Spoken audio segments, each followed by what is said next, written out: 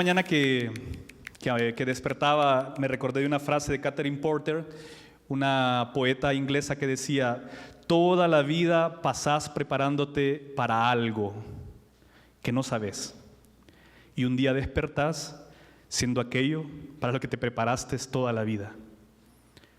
Y de repente estoy aquí, de repente no estoy ante una familia de las más pobres que he visto en Honduras, cuya niña de 5 años no podía sostener la cabeza porque se le iba de lado de la microcefalia que tenía y no tenía nada que comer, y yo hablando groseramente de política, y me tuve que retirar porque me di cuenta que era una ofensa llegar donde ellos a hablar de política.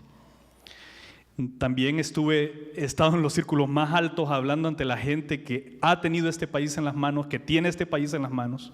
Los he escuchado por mi trabajo en la publicidad, ¿no? Trabajé en Calderón Publicidad 4 años y conocí exactamente quiénes son los que tienen este país en la mano. No, nadie me va a decir nada. Por lo tanto, esos son esos cambios que me han hecho a mí. Voy a tratar de aligerarme esta vez, porque tengo 20 minutos, me dice David. Pero sí quería decirles esta parte de mí porque me he enfrentado a todo tipo de público. Hace como una semana estuvimos con el Greco ahí, ¿verdad? Estuve hablando del Greco, imagínense. O sea, me invitaron a hablar sobre el retrato del caballero con la mano en el pecho. Y fue hermosísimo, una nueva experiencia que voy a aprovechar porque voy a seguirla, voy a hablar más de estas cosas. Pues bien, bienvenidos. Esta es una fotografía que tomé en el centro de Tegucigalpa, en la Curazao. Me interesa mucho la interacción del copy y el mundo real. El copy, que no es otra cosa que aquello que Roland Barthes, el teórico francés, decía que era ese mundo que no puede dejar de ser descrito. Ninguna imagen falla sin su escritura, es decir, siempre va a haber un pie de página, un pie de foto a una imagen. Aquí podríamos tener un pie de foto. Me toman la foto a mí, solo ponen Fabricio en Creative Morning. Siempre habrá un texto, siempre estará el texto. Por más de que la imagen quiera suplantar al texto, siempre tendremos que poner un pie de foto. Y cuando suceden cosas reales como esto, nos describe si estamos cambiando o no en este país. Tomé esa fotografía en la semana del Honduras Open Business. Entonces, imagínense, mientras en el San Pedro Sula estaban con el Honduras Open Business, bienvenidos, inviertan. Estas son las cosas de observación, ¿verdad? Realmente no quiero dejar una moraleja esta mañana, quisiera no dejar una moraleja. No vengo a dejar un aprendizaje. Creo que todos estamos cambiando en este país, así como yo he amanecido todos estos días o todos estos años sin saber exactamente hacia dónde voy, porque el país no me da una ruta hacia dónde vamos. Es precisamente eso. Entonces, por supuesto, me he conformado y me he estructurado como cada uno y cada una de ustedes para ser aquello que queremos ser y amanecer siendo lo que pensábamos ser toda la vida. Yo quería ser piloto de avión. Toda mi infancia, toda mi adolescencia, me concentré en que iba a ser piloto de avión. Pero para eso tenía que hacer algo. Tenía que pasar por el filtro de la Academia Militar de Aviación. Cuando llegó ese momento, esa conciencia, de repente me vi haciendo el examen físico de aptitud en la Academia Francisco Morazán, corriendo 8 vueltas, y pasé el examen. Iba a ser piloto, pero eso me obligaba a ser militar. No lo acepté. En último segundo dije no. Algo me decía que no. Y no es que tal vez que toda la tribu militar sean gente, ¿entienden? No. Mis mejores amigos están en los estamentos de las Fuerzas Armadas. El vocero de la policía en San Pedro Sula, que sale todos los días, mi mejor amigo de infancia. El vocero de la Fuerza Aérea, que monta F5 a cada rato, mi mejor amigo de infancia. Mis mejores amigos, todos eran mejores amigos. Entonces no tengo por qué decir todos son una, ¿entiendes? Pero hubo un momento en que, plaf, me detuve y de repente inicié un periplo como el de Ulises regresando a Ítaca, en el que me veo acá. Hoy venía platicando con el taxista y me decía que yo le pensaba contar ciertas cosas acerca de otros países, sobre todo lo del tráfico, ¿no? Entonces le decía, mire, no se queje, si estuviera en San José, Costa Rica, yo creo que estaría pegando un tiro. Porque todo el mundo nos dice que Costa Rica nos lleva 100 años, 50 años, pero resulta que el problema de vialidad en Honduras está siendo mejor manejado que en Costa Rica. En infraestructura, en soluciones viales, en un montón de cosas. Pero por supuesto, esa no es la panacea del cambio. Hacer infraestructura, hacer obra gris, cuando damos la vuelta a 360 grados y vemos 500,000 personas en la extrema pobreza. Somos más de 1 millón de personas ya, o 1 millón de personas en Tegucigalpa, de los cuales 600,000 seguramente son extrema pobreza. No quiero dejar moralejas, por supuesto. Decía, esto no es un llamado de atención a nuestra moral, no es un llamado de atención a nuestra ética, es un llamado de atención a lo que pretenderíamos cambiar. Vamos a iniciar. En sus sillas encontrar un papel lápiz o papel crayola o arcilla y un clavo que tienen ahí. Tienen un clavo ahí. Tenemos un clavo. Entonces lo que vamos a hacer es sencillo. En 3, 4 palabras escriban ahí qué queremos cambiar. Y es abierto, ¿no? Queremos cambiar nuestra personalidad, queremos cambiar el país, queremos cambiar nuestra forma de trabajar, nuestra forma de estudiar, queremos cambiar nuestra carrera, etc. Se van a levantar 2, 4, 6. 6, levanten la mano 6, a ver si yo los puedo ver. Así aleatoriamente, 6 personas. 1, 2, 3, 4, 5, 5, falta 1, 6. Allá, atrás, disculpa. Los 6 que levantaron la mano van a pasar a la computadora y describen esto que les acabo de preguntar. ¿Qué quieren cambiar? Los que tienen el barro y el clavo, escríbanlo en la superficie de ese barro. Los que tienen el lápiz, papel, pues obvio, y así viceversa. Es algo sencillo, y apurémonos los de la computadora.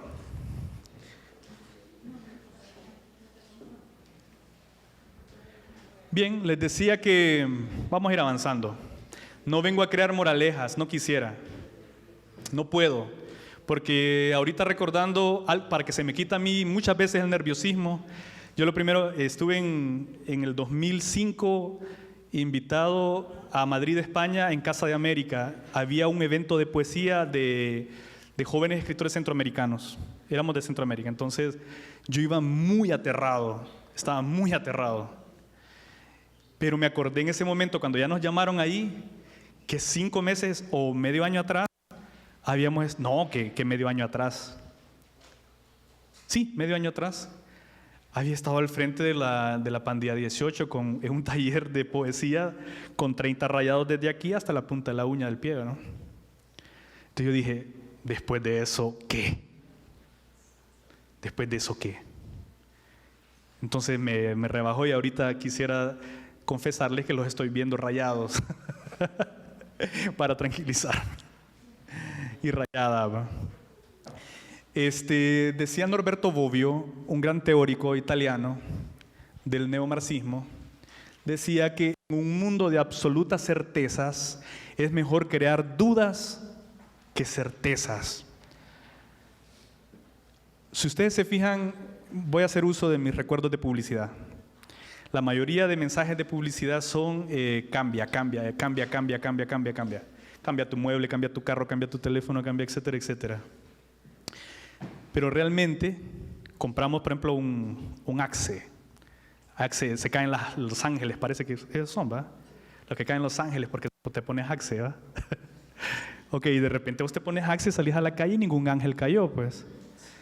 Es decir, pero eso es la parte del aspiracional que le llaman, el aspiracional del joven contemporáneo, del adulto contemporáneo.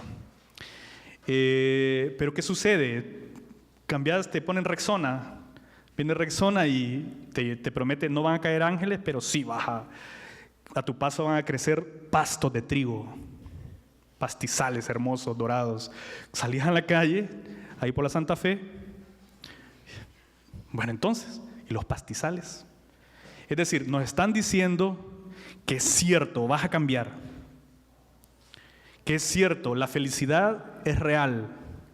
Es cierto, si fuéramos Colombia o fuéramos Costa Rica, somos el país más feliz del mundo. Entonces Honduras es el país más triste del mundo. Hay un dato que dice que los países donde hay más problemas socioeconómicos, sociopolíticos, etcétera, la gente tiende a sacar más voluntad para ser feliz. Y en cambio, en países como Noruega, Suiza, etcétera, etcétera, los escandinavos, la mayor tasa de suicidios es allá. Ahora, no hay que perder de vista, conozco una amiga que dice que hizo un trabajo de campo en el área rural hondureña, que dice que el 75% de los jóvenes en el área rural están deprimidos y que no se cuenta el número de suicidios. No hay que perder de vista eso tampoco, ¿va? No hay que irnos a los estereotipos de la comunicación tampoco, ¿no? Hay un problema, y serio, muy inhumano, muy grave en el país. Gravísimo, a nivel de debacle humana, no de debacle política, de debacle humana. Entonces, ¿creemos en las certezas? No, no podemos creer en las certezas así como debe ser. Por eso es que en el promocional del video yo decía, hay que zafarse de la publicidad. Yo vengo de la publicidad, Gloria, no me mires. Vengo de la publicidad y sé cuáles son los mecanismos para un aspiracional, para un promo, para una campaña corporativa, una institucional, un producto sencillísimo. Sé cómo y sé qué fibras tocar para, a través de un texto, a través de una imagen, hacer que compren la idea. La mayoría de cosas que uno influye en la publicidad es eso que les decía, crea tu mundo, Yesterio. Entonces, seguimos acá. Aquí es donde le doy la bienvenida real. Bienvenidos, bienvenidas, la generación Y2K o la generación 800. Cuando Pepsi le dice la Next Generation, está una falacia más de toda la publicidad. El Y2K fue una falacia milenarista, tanto como en el milenio, en el 999 después de Cristo, cuando pasaron al año 1000, exactamente sucedió el mismo terror por el cambio de milenio, ¿no? El Y2K fue el terror del 99 al 2000. Un fallo, decían, un fallo de programación. Las computadoras están programadas para 2 dígitos, 1 y 9, 1 y 9, 1 y 9. ¿Pero qué pasa con el 2000? Con los ceros. Entonces, predecían que toda la base de datos mundial se hundía el 1 de enero del 2000. Se armó una, si ustedes nacieron y lo recuerdan antesito de eso, ¿cuántos años tienen? Okay. Se darán cuenta o se recuerden un poco todo lo que se habló, tanto o más que el cambio Bactún 2012 Maya. Tanto o más. Más friki en el Y2K. Mucho más friki. Se hablaba de que íbamos a quedar sin los que ahorraban, sin nada, pues. Por lo menos el Bactún Maya iba a llegar el inframundo y nos iba a comer vivos. Pero el Y2K era peor porque ni internet ibas a usar, imagínate, ni Facebook. Ok, el asunto es el Y2K o el 800. ¿Por qué el 800? Unos investigadores, unos sociólogos estadounidenses, sacaron un cálculo acerca de cuántas generaciones, tomando cifra 62, si una generación dura 62 años, cuántas generaciones habían pasado sobre la Tierra en 50,000 años. 800 generaciones. La nuestra es la generación 800. ¿Cuántos cambios han ocurrido en la generación 800? Más de las 799 generaciones.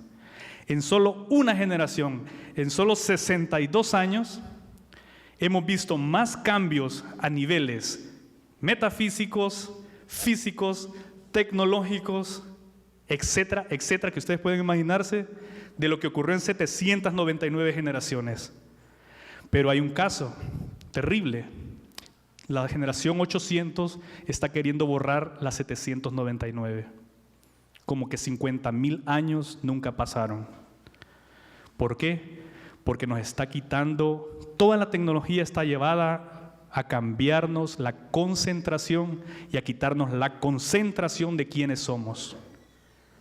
Nos borra la información supuesta del internet, del googlear, de los motores de búsqueda, están realmente condicionándonos a distraernos a cada 3, 4, 5 segundos. Una valla publicitaria, ¿cómo se llaman unas vallas sí, las gigantes esas de la calle. Bueno, no recuerdo. Esas, pues. Sí, las vallas gigantes. Solo tienen 5 segundos. El mensaje de una valla de carretera solo tiene 5 segundos. Son los 5 segundos de aproximación del carro y ya, 5 segundos.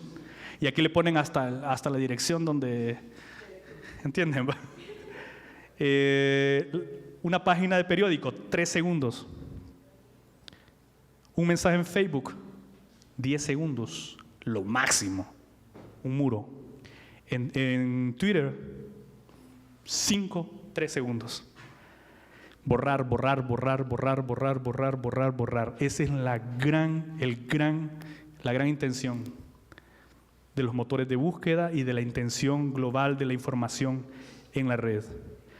La 800ava generación está borrando 799 generaciones. 62 años, metimos bombas nucleares,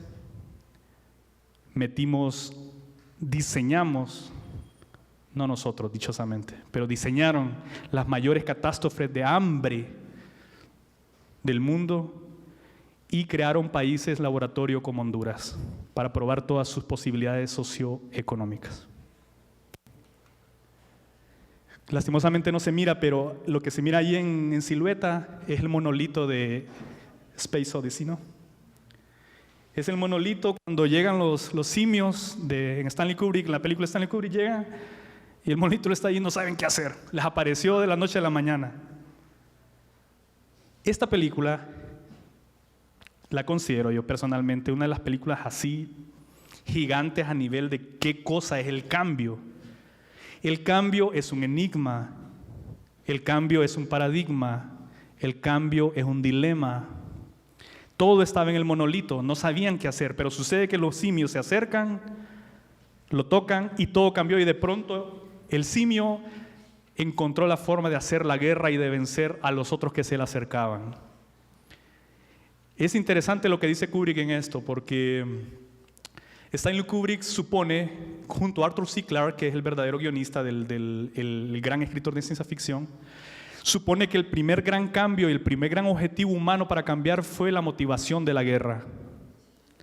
La guerra como motor de cambio. Entonces, pensemos el cambio como un monolito. El monolito está ahí. Somos los homínidos eternos. Seremos los homínidos eternos. Por supuesto, no quiero ofender posiciones personalísimas a nivel espiritual, pero realmente mi posición es que seguimos siendo una progresión evolutiva, ¿no? Y que estamos no sé a qué punto de la progresión hacia una sociedad superior, que todavía no se encuentra. Por ejemplo, los romanos, hablamos de los romanos, ¿qué pensaban en el siglo II? El imperio, las termas, ir a bañarse a las termas, la expansión y la protección de las fronteras. En el siglo II-III es la mayor expansión del imperio romano. Trajano, que fue el mayor expansor del imperio, llega a lo que ahora es el Mar Rojo. Cuando llegan ahí en la zona de Arabia, se hinca en las playas junto al mar, se hinca y llora. Y entonces se le acerca un tribuno y le pregunta, ¿por qué? ¿Qué pasa, Trajano? Y les dice, a mi edad, tengo 56 años, 58 años, y Alejandro Magno a los 33 había conquistado el mundo, yo llego hasta aquí. Imagínense, el mayor imperio que ha conocido la tierra, imperio en forma integral, porque el mayor territorialmente hablando es el de Gengis Khan. Pero el mayor integral y de fuerza es el romano. Y el hombre quería más, lloró porque quería más, porque no podía cambiar lo que Alejandro Magno había hecho a los 33 años. Todas las cosas, desde el virus más diminuto hasta la mayor galaxia, son en realidad no cosas, sino procesos. Alvin Toffler escribió un libro que se llama El Shock del Futuro. Se los recomiendo, búsquenlo en PDF, lo que sea, búsquenlo. Habla de cómo la información y lo escribió en los 60, cómo esto que estamos viendo ahora iba a hacernos, en lugar de informarnos y darnos una progresión, nos iba a llevar a una violencia infinita, porque nos iba a caer tal avalancha que no íbamos a tener capacidad de procesarla en una generación, y que lo que iba a provocar iba a ser un desasosiego, una angustia permanente, porque no sabríamos quiénes somos. Alvin Toffler, El Shock del Futuro. ¿Y por qué pongo la imagen del bosón de Higgs, la partícula de Dios? El bosón de Higgs es la última de las últimas grandes teorías de la astrofísica y de la cuántica sobre todo, que habla de cómo fue el Big Bang o cómo es el proceso de creación. Hay una cosa bellísima que es casi poética y que me encanta por la parte poética, la agarro de ahí. Dice Higgs, en la teoría de Higgs se dice que fue el Big Bang, ¿verdad? ¡Paf! Pero que es tan obviamente monumentalmente grande que la expansión continúa. Todos sabemos que el universo sigue expandiéndose, ¿sí o no? Por eso es infinito, porque una cosa que se sigue expandiendo no se sabe dónde tiene fin. Cuando hay movimiento no se sabe dónde hay fin, a menos que la dinámica, las leyes de la dinámica, la inercia y todo eso, nos hagan un cálculo de cuánto tiempo dura el tic-tac, ¿va? Pero después, en la teoría esta, el universo se expande, y en el proceso de expansión estamos nosotros, y nosotros solo somos una coincidencia de vida en los miles y miles y miles y miles y miles de millones que tiene el universo de años. Solo somos una coincidencia de vida que formó esta aparente forma de vida, pero que tanto como tirar una bola de arena amasada con agua y la tiras al viento, se irá deshaciendo paulatinamente. Que este es un momento de desaparición que creará otro proceso de creación. Los hindúes lo decían muy hermoso, lo dicen muy hermoso. Dicen que hay que aprovechar la condición humana, esta que somos, porque es la única en que somos testigos del universo. La única de todas las formas de vida que es testigo del universo y que es capaz de indagarse sobre eso, que somos capaces de indagarnos sobre el universo. Es hermoso, que hay que aprovecharlo de principio a fin. Somos como la conciencia sería esa, ser conscientes de que somos la única forma orgánica que tiene conciencia y atestigua el universo. Y después desaparece. Por eso los hindúes calculan el tiempo en yugas. Los yugas, imagínense que dicen que este es el Kali Yuga, que dura 350,000 años, de los cuales solo llevamos 5,000. Y el Kali Yuga, porque la diosa Kali es la diosa de la violencia y estamos en la etapa más violenta de nuestro ser. Bueno, caigamos a lo básico. Cambio es el concepto que denota la transición que ocurre de un estado a otro. Hablamos de la evolución. Hablamos de si cambiamos o no. El Homero sapiens del inicio es el mismo Homero del final. A veces creemos que estamos cambiando y de repente somos el Homero del inicio. Somos el Homero con la banana y seguimos siendo el Homero con la banana. Y si ustedes se fijan en el personaje de Homero, realmente es el personaje central de Los Simpsons. No fue Bart. Muy rápidamente se dieron cuenta que no era Bart. Y concentraron todos los diálogos en Homero y todas las tensiones dramáticas, de historia, etcétera, etcétera, de diálogos en Homero Simpson. Porque es el hombre más despreocupado y aparentemente nerd, tonto, etcétera, etcétera, de toda la serie. Pero sin embargo es el alma. Porque el ser humano es eso. Creemos ser muy sabios y no es así.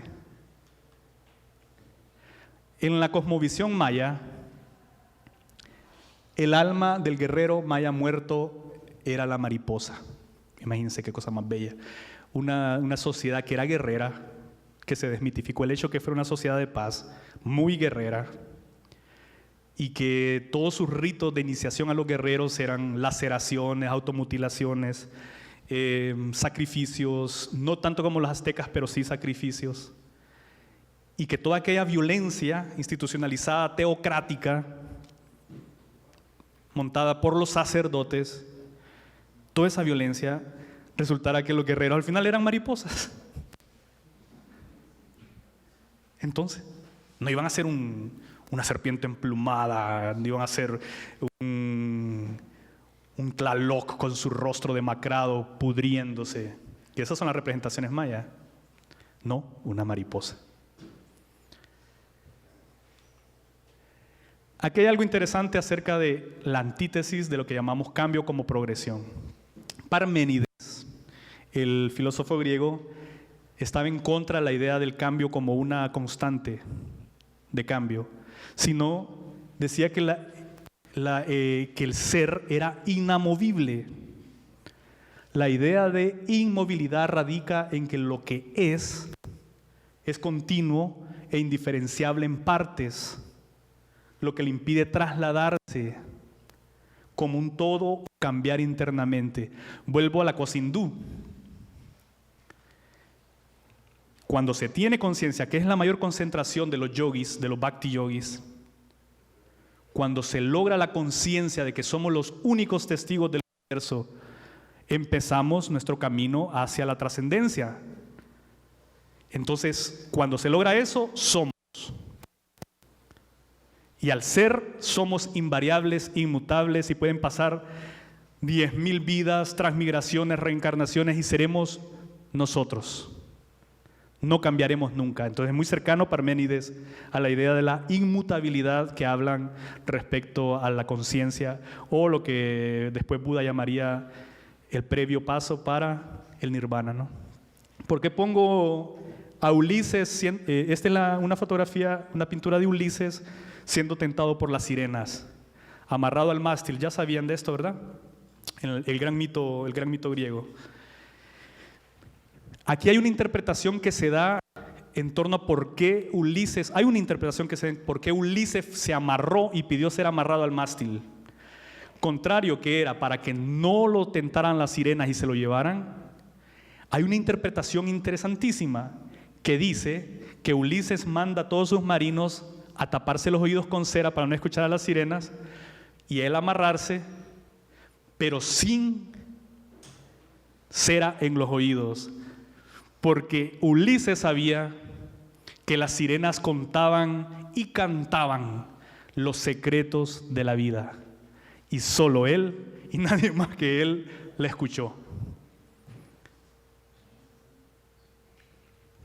Entonces, durante toda la historia de la humanidad, hay ciertas personas, ciertas élites, ciertos sectores que obligan a taparse los oídos a la mayoría. Y ellos quedan amarrados al mástil aparentemente como gran sacrificio y están escuchando los secretos de la vida. Esa es una forma de cambio instaurada desde los vivos. Moira y Ananké, las diosas griegas que mantenían el límite de lo que es. Eran dos diosas, Moira y Ananké. y su símbolo, lastimosamente no se mira, eran unos lazos. Amarraban lo que no se tenía que mover nunca. Pero al contrario, las parcas venían, eran 3 y las cortaban. Era bien interesante el asunto griego, ¿no? Es decir, quienes quieren amarrar y quienes quieren cortar. Ellos sabían muy bien eso. Los griegos tenían también otra fascinante muestra. Era que decía que en la caja de Pandora, cuando se abre, todo salió de ahí, menos la esperanza. Los flagelantes del siglo XI, 999, hacia el año 1000, perdón, yo estaba viendo 798. El 999, acá era el año 1000, se creó tal fanatismo en Europa por respecto al cambio de milenio, en lo cual se decía que el eterno retorno, que regresaba pues obviamente era el fin del mundo y regresaba el juicio final, o venía el juicio final, muy parecido en algo, con todos mis respetos, al Kairos. Nada más que aquí no andan, en este momento no andan flagelándose porque andaban haciendo penitencia. Pero el Kairos actual, en el que la cosmovisión cristiana está, es que es el tiempo de Dios. El Kairos es el momento de Dios. Y en ese momento también era el momento de Dios, pero en ese momento era el juicio final. Entonces todo el mundo andaba castigándose por sus pecados para accesar al paraíso. Ahora no. Ahora hay un cambio de formas. Está bien, el pecado como tal, pero aceptar la llegada del reino en uno mismo. Y eso transformará la sociedad. El Kairos. ¿Vamos bien, David? Ya. Bueno.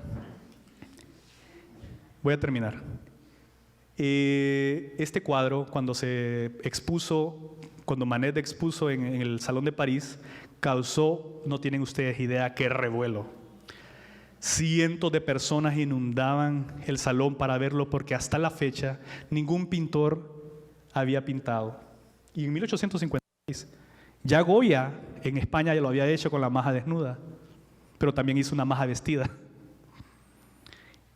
Este es un gran punto de inflexión. Voy a saltarme esto. La rapidez con que debe realizarse la transición y la profunda penetración del cambio en la personalidad son tales que exigen las mayores flexibilidades. Aquí hace 20 años, 25 años todavía usábamos el telégrafo. 30 años, digamos, 25. Todavía usábamos el telégrafo y en mi pueblo llegaba una señora corriendo a la puerta de la casa de mi abuela y le decía a mi abuela, profe, la llaman por teléfono, el único teléfono de Sabana Grande que estaba a 8 cuadras de ahí y tenía que hacer espera que llamaba. Y no hemos podido asimilar qué cosa es el cambio. No hemos sabido. Y cuando yo andaba de candidato político, por ejemplo, yo andaba en una aldea ya perdida de Sabana Grande y en la aldea más perdida iba alguien mensajeando y con un litro de Coca-Cola. Los camiones de Coca-Cola hacen esfuerzos increíbles. O sea, esa línea de distribución, mi respeto. O sea, llegan a las aldeas más increíbles. Y esto último, si me das un chancecito acá, 1 minuto. ¿Para qué queremos cambiar? ¿Para ser modernos? ¿Por qué entendemos la modernidad como tener un celular, como los que han tenido la oportunidad de ir a ver una proyección de película en IMAX? ¿Para qué? ¿Para tener Netflix? Etcétera, etcétera. ¿Para tener un pequeño corredor de casa al mall, del mall al otro mall, del otro mall al otro? Y después regresar a casa y después ir al bar donde está la música de moda de lo actual. La modernidad no es eso según las grandes concepciones de la modernidad. Para ser moderno tiene que haber el desarrollo de una ciencia objetiva, una moral universal, una ley y un arte autónomos regulados por lógicas propias, las que también contribuirían a la comprensión del mundo y del individuo, el progreso moral, la justicia de las instituciones y la felicidad de los hombres.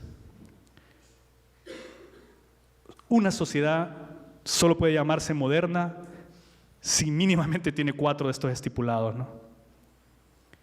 Hagamos un examen de conciencia viendo nuestro país. Miremos a ver si hemos cambiado hacia la modernidad, al menos en uno de los presupuestos filosóficos acerca de la modernidad. Creo que vamos a quedar en un déficit gravísimo, y nos daremos cuenta de nuevo, porque lo sabemos y nos negamos, o nos ponemos la cera acá y dejamos que Ulises se amarre al mástil, que alrededor hay 500,000 personas en extrema miseria, dispuestos un día u otro a abalanzarse sobre los que tienen alguito.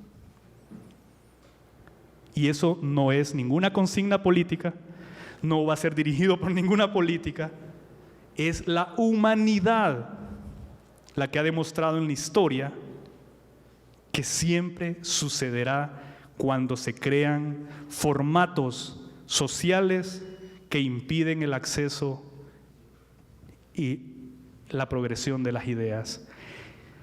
Si escribieron lo que tienen escrito ahí, se darán cuenta de lo difícil, fácil o fluido que fue escribir sobre papel con un lápiz normal, un bolígrafo, o cómo fue escribir con una crayola sobre papel, o cómo les fue escribir con un clavo sobre la arcilla.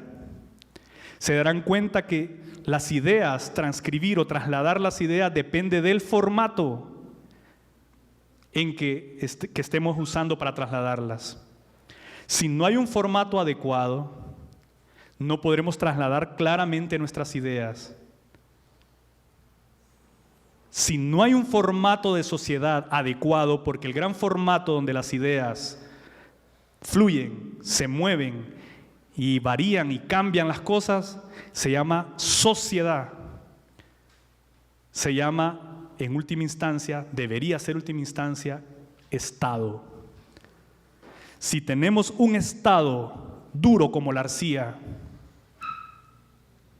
áspero como la arcilla, quebradizo como la arcilla, no podremos, por mucho que querramos ser modernos, por mucho que nos creamos actuales, por mucho que estemos capacitados para trasladar las ideas de la modernidad y la contemporaneidad, no podremos en ese formato ser. No podremos. Muchas gracias.